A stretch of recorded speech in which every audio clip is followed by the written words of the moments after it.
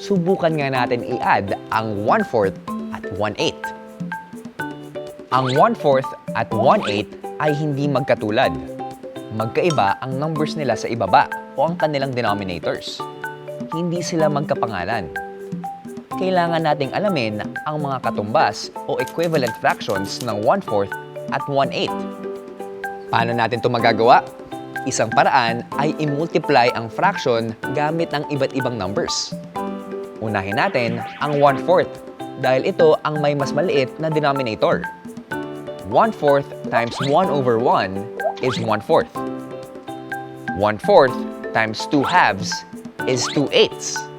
2/8. Katulad na agad ng 1/8. Similar fractions na sila. Pwede na nating i-add.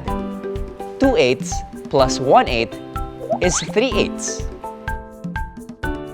Oh, alamin nga natin kung tama.